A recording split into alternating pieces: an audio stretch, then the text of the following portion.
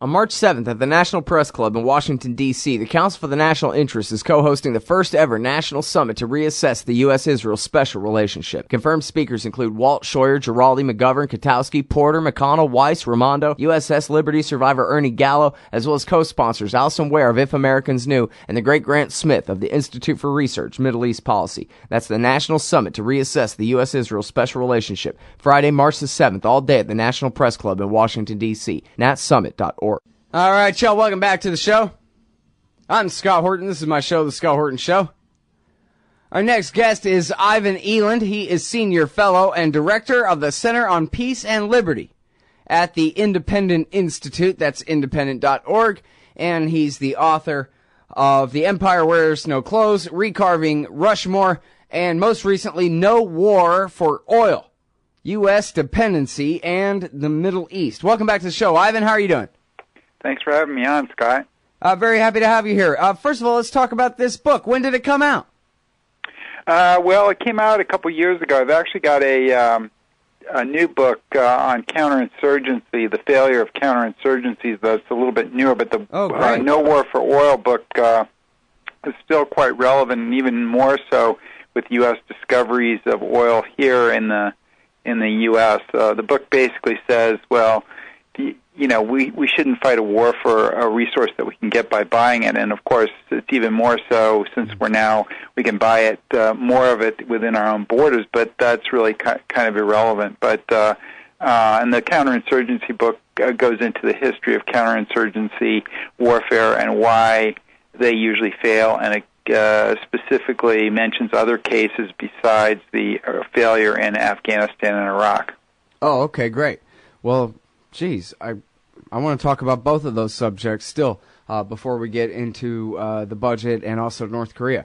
First of all, as far as no war for oil, you say it's irrelevant. I think that's probably the most important point there about what's irrelevant. You were saying is whether we have oil resources here or not. Oil's expensive enough now that it makes economic sense to get it out of the shale and the tar sands and all this. Yeah, the principle of the book is let the free market decide. We let it decide on many other things. Oil is really not a strategic commodity. It was only created, that conception was only created out of thin air by the British Navy when they went from coal to oil. And, of course, they had coal in England, and they needed to get their oil from somewhere else. So that made them conscious of oil being not within their boundaries. And, of course, that idea that oil was somehow strategic has migrated to other countries, such as the Germans during World War II and the U.S.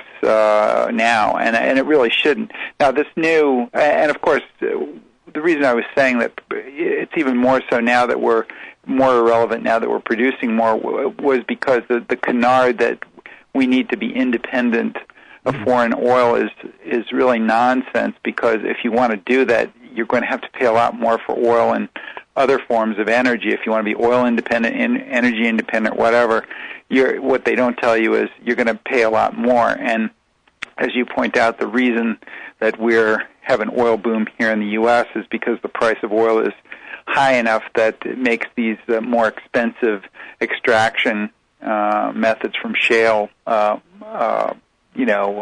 competitive in the market. If the price of oil goes down, you will see some of that oil production in the U.S. dry up quickly. Mm.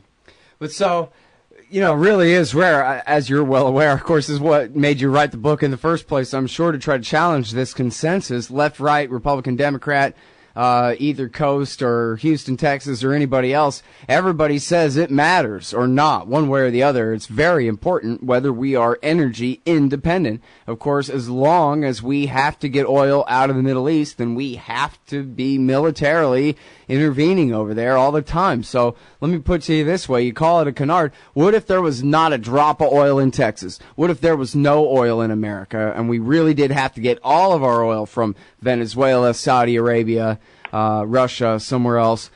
Don't we need to secure that oil? It's still nothing but a canard, Ivan? Yes. We don't talk about 70 to 80% of our semiconductors come from East Asia, but nobody talks about using military force to ensure that the supply lines for semiconductors are, and semiconductors go into everything, right? So this is an idea that is ridiculous. I mean, there are many products that we don't produce here in the United States. Strategic ones, or you have to put the strategic in quotes because none of them are really strategic. But things like we have other things like that are not strategic by any stretch of the imagination, like bananas. Do we grow any bananas in the United States? Probably not. And so, efficient trades means certain countries are better at either manufacturing or growing or extracting minerals better than other countries, and that's why we have international trade. And even if we don't produce any oil here, there are many sources of oil. As you point out, Russia, the Persian Gulf, there's some in the North Sea, there's off Alaska, northern Canada, etc. So there's many sources of oil, and we really don't need to use military power to safeguard stuff that the market will bring to us. I mean, oil has gone around wars and even through wars because sometimes, like Iran-Iraq war, the two countries were swapping oil even as they were blasting away at each other. So, countries trade with each other even when they're at war. So the idea that we really need to have, guaranteed supplies of oil. The other interesting thing about it is, if you go by the price as being the value of something, the platinum group metals are even more valuable than oil, and they're actually used in cracking petroleum molecules from the bigger crude oil molecules into the smaller gasoline and diesel fuel molecules. But nobody says that, we need to use military power to safeguard these. We've had a shortage of oil tankers. We had a shortage of refining capabilities after Katrina. But did anyone say, well, we need to be, completely independent of foreign refining or foreign tankers or whatever? So, the problem is your supply line is as vulnerable as the weakest link. And of course, there's always another link. But the miracle of the market is that most of the people have an incentive rather than to interdict the price of, the commodity of oil, the selling of oil, or platinum group metals, or, oil tankers or whatever. They have an incentive because they can make money to not impede those shipments, and therefore, if you're willing to pay for this stuff, you can get it. Right. It's funny, too, that, when you bring up that, if we had to diversify, there are all these other sources to go to. I can't think of why anyone in the Middle East would want to stop selling us oil unless it was some kind of short-term revenge for us either waging war against them in the name of securing oil or debasing our currency to wage war against somebody else in the name of securing oil over there and buying their oil and depreciating dollars like what precipitated the boycott back in the 70s. But otherwise, if we would just leave them the hell alone, they'd have every interest in doing nothing but sell us oil anyway. Right. Well, the most of those countries over there, like from 75 to 90% of their foreign exchange and exports is oil, right? And so they'd be foolish. They have no diversity in their economies, or very little diversity, and therefore they have a tremendous incentive. They probably need to sell the oil more than we need to buy it. The other, I think, the other thing that to remember is that it's expensive to keep these armies over there for something that may never happen. That is a war that is so bad that the oil shipments can't go around it or through it, right? And so, if you take oil off the world market, the price will go up. If you put more oil on the market, the price will go down. So all you're going to have to do is pay more for oil. And in fact, most of this fear is caused by the 73 oil embargo, which was actually a failure. And the Saudi oil minister who orchestrated the embargo even admitted publicly later that it was a fraud. So the supplies just reordered, and there was a lot of fear in the markets. But in fact, you never saw another oil embargo after that because it was such a failure for the Arabs. Right. All right. Now, I want to ask you about coin real quick before we get into the budget, which will bring us right back to the subject of the empire in the Middle East and elsewhere. But on the matter of the counterinsurgency doctrine, it always seemed to me like the entire discussion over there at the Center for New American Security and all that, the so-called coindinistas, especially when they're talking about, supposedly copying the Iraqi surge in Afghanistan and all that they were taking the context of who they were and who their enemies were and all that out and reducing it down to like a board game or something, whereas like McNamara's whiz kids crunching numbers and saying that, according to our formula, we ought to be able to change this entire society or something without even looking at the fact of who it was that they're fighting. The Pashtun tribes who don't lose and haven't lost in 2,000 years or whatever it is. So I just was wondering if you could explain how it is that these guys convince themselves of what we can see all in front of our eyes right now, a complete failure of a policy, this surge and counterinsurgency doctrine as deployed in Afghanistan from 2009 through, say, 11 and a half. Well, the premise of the counterinsurgency doctrine is you don't go blasting your way into every place and alienating the people, because guerrillas, unlike conventional armies, they hide in the sea of the people, right? And they're hidden. Well, of course, but the counterinsurgency doctrine is you give candy out to kids and you give candy out to adults, essentially, water projects or aid or whatever, and you want the people to love you. But the problem with that is and this is an example of the illustrated by the drone policy.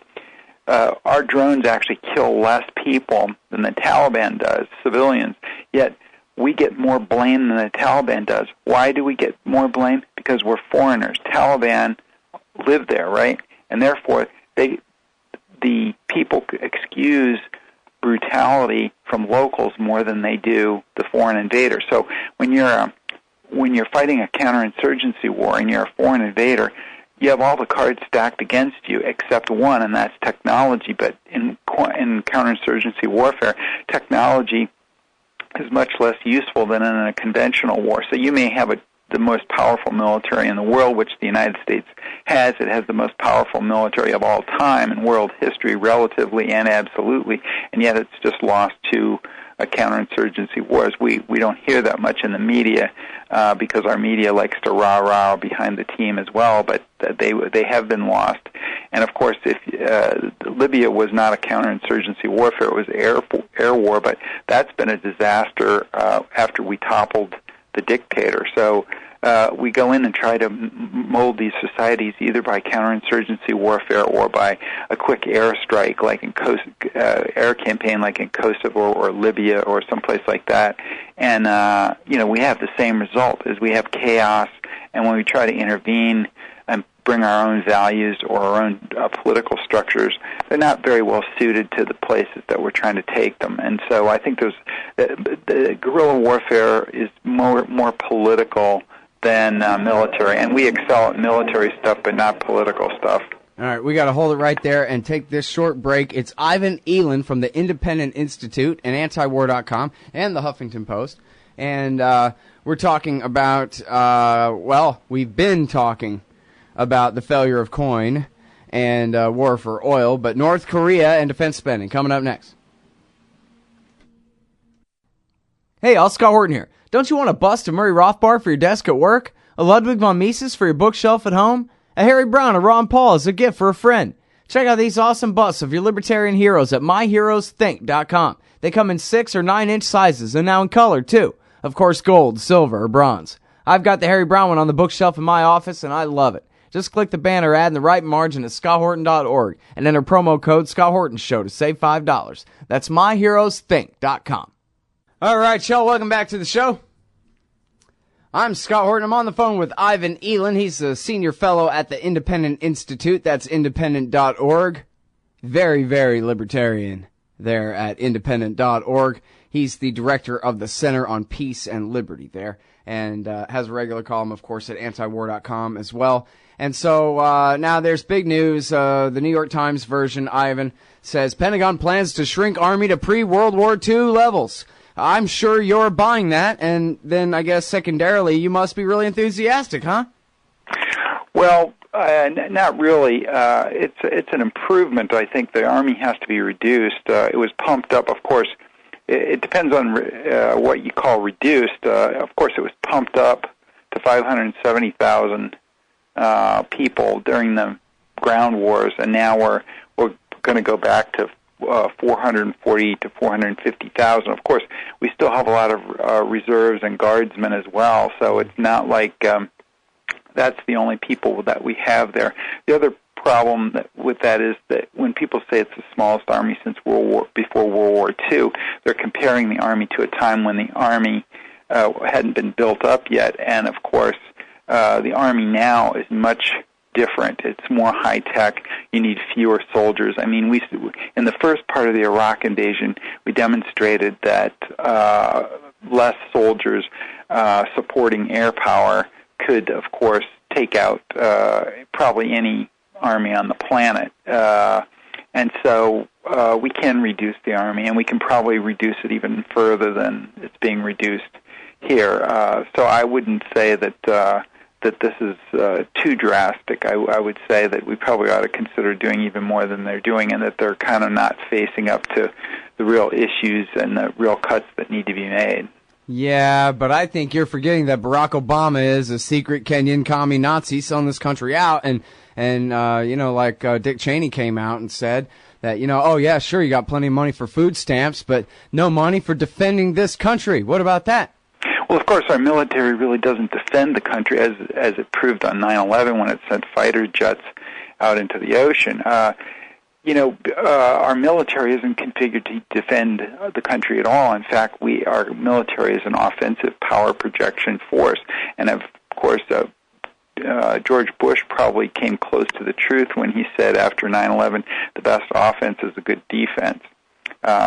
Or did he say, no, the best defense is a good offense? Sorry. And so, of course, that's how we feel, is that anything, we call it defense, but it's really, it should be called the Department of Offense or the Department of Defense of other countries, because we spend a lot of money defending South Korea, Japan, and still Europe, even though there's not much of a threat there anymore. So, and of course, many other countries around the world, Taiwan, and now we're getting more heavily involved in Africa. So we project our forces around, but very little of this has to do with defending the country. And you could actually make the argument that the Iraq War and the Afghan War dredged up more terrorism, which of course the terrorism was caused in the first place by people not liking our foreign interventions overseas. So whether the military is actually defending the country, I think is no. You'll find almost nobody saying that, but I think a dispassionate analyst would say, well, let's examine this. The more we intervene overseas, the more our citizens are at risk of terrorism, both at home and abroad. So I think we could probably reduce the military, use it for only in rare cases when we actually had to defend the country. Mm-hmm. And we would all be safer than having a big military that's globe-girdling and, interventionist superpower. Mm-hmm. Well, now, when they were having all those debates about the sequester and whether the automatic cuts were going to kick in at the Pentagon and that kind of thing, and they really are, I guess, just talking about curbing the rate of growth and all that, what counts for a cut in D.C., but, of course, all the generals were squawking, and I can't remember who it was. It seems like it must have been an article, but someone had compiled a YouTube like this too or something. I'm trying to remember my source here, but there was a great kind of compilation of quotes of these military men warning specifically the Congress in testimony before the House and the Senate that, hey, listen, if you do these cuts, I am not going to be able to go and wage a war on the far end of the planet at a moment's notice or anything like that. So you guys got to know that that's what you're sacrificing if these cuts go into effect. And it was one of those things where, I mean, it's kind of the wrong figure of speech, but I don't know a better one about like out of the mouths of babes or whatever, where these guys don't realize how this might sound to ear biased against them in any way. And they're just being completely honest about it, that, hey, conflicts at the outer reaches of the empire, fires break out. I may not be available to go put them out for you, Senator. Are you sure that's what you want? And the question of defending America never even came up at all. And no one was even embarrassed. That's what I mean about out of the mouths of babes. It was like a naive discussion because no one even was recognizing that, wow, we really are a bunch of imperialists, aren't we? Well, of course, if we really wanted to defend the country and spend as little money as possible, we'd probably have a Coast Guard and some nuclear weapons and call it a day, right? That no one's going to attack us if we have a nuclear arsenal that can, do that. But to incinerate their country. Now, that may not be the way you want to go. Maybe you don't want nuclear weapons. Maybe you want a more capable, but still very much smaller conventional force. But still, my point is that the amount of forces that you would need to actually defend the country is much smaller. And, of course, this always gets lost. Our security is taken to be so wide.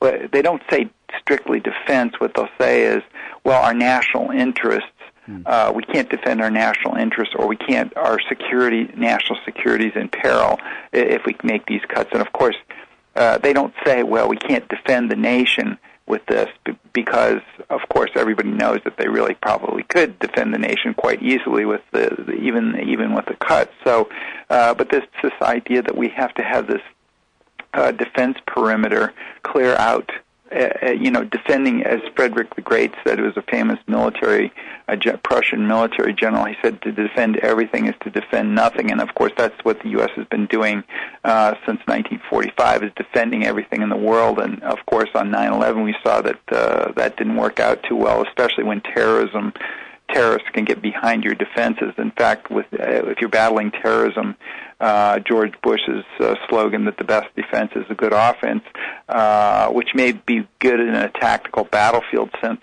sometimes, but when dealing with terrorists, that's quite the opposite of what you should be doing. You should be doing defense and law enforcement. All right, now I want to ask you too about the planes, because I believe, it seems to me, best I can tell, as far as anybody paying attention to this, that other than those who are in on the scam, there's an entire consensus against the F-22 and the F-35, and that our old F-15s, F-16s, F-18s are plenty good to be the world's policemen or whatever else, to dominate the air over any other nation in the world just fine without these new ridiculous $200 million a piece hunks of junk. And I was wondering if you think that there's any group anywhere that's not just, immediately being paid off, Lockheed lobbyists or their counterparts in the Air Force or in the Congress, whatever, who disagree. Because it seems like everywhere I can tell, people are going, hell, a F-15 can kill you from 300 miles away. So what is it? What the hell would we need an F-35 for? Well, that's the problem that they've had since the end of the Cold War, is justifying these planes. The threat to the F-22 were Russia, Soviet planes that were never built. So, of course, did we build the F-22? Of course we did. And are we going to build the F-35? Yes, we are, because much of the defense budget is pork. And what I mean by pork is it's constituency groups getting jobs and defense contracts in their district. And defense spending is a political business. Dwight Eisenhower was quite correct about the military-industrial complex, and I would add Congress in there too. These defense industries lobby the Hill. The Hill wants to bring jobs home to the congressional districts in the states so they can get reelected. So, of course, they vote for this stuff. And defense is such a political industry that subcontractors, the big defense contractors, have subcontractors, but they put them in like every state. You don't get the subcontractor because you provide the highest quality product at the lowest prices in private business.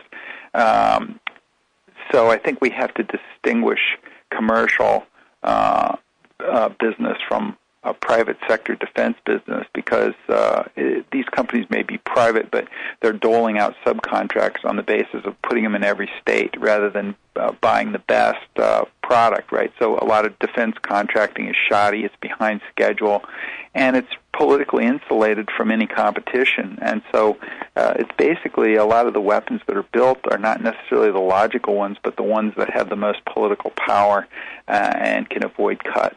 Mm-hmm. And then, real quickly, is the F-35 as bad of a catastrophe as I'm led to believe?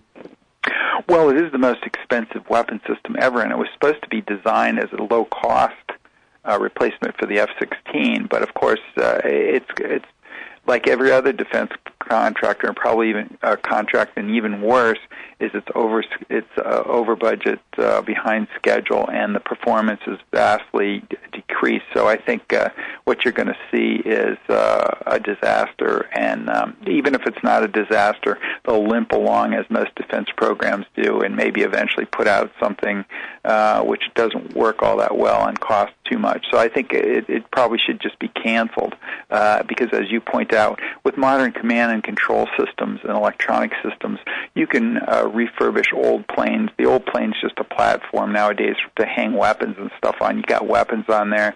You've got superior sensors. You can take older planes, put superior sensors and weapons on them, and they'll fly just fine against other newer aircraft from other countries. When it comes to fighter jets, it's all about the training, more than the yes, that's also true. Anyway. Yes, that's one of the other things is if we have good pilots, and our pilots are the best in the world, I would argue even better than Israeli pilots, and therefore we have so many advantages in air combat that we don't need to be buying any new planes. Yeah.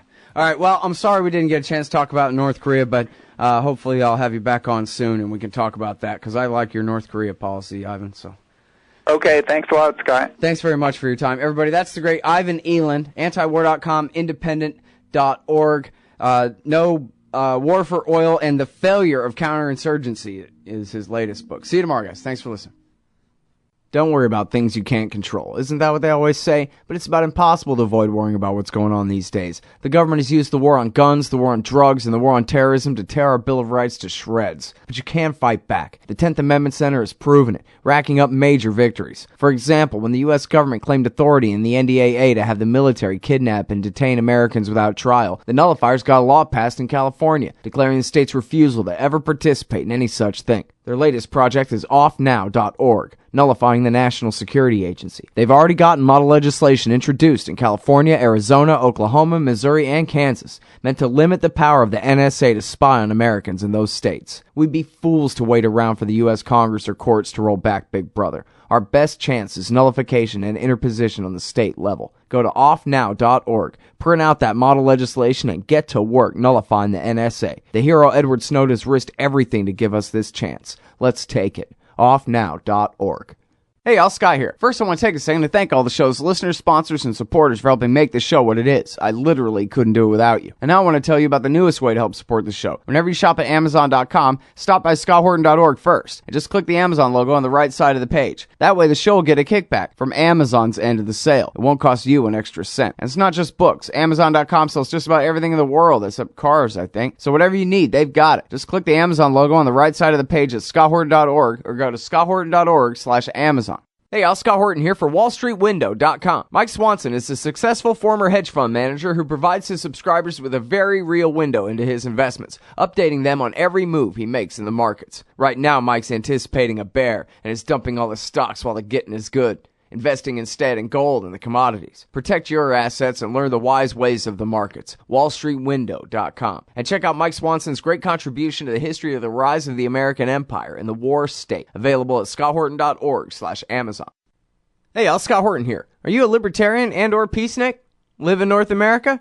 If you want, you could hire me to come and give a speech to your group. I'm good on the terror war and intervention, civil liberties stuff, blaming Woodrow Wilson for everything bad in the world, Iran, central banking, political realignment, and, well, everything. I can teach markets to liberals and peace to the right. Just watch me. Check out ScottHorton.org/speeches for some examples, and email me, Scott@ScottHorton.org for more information. See you there.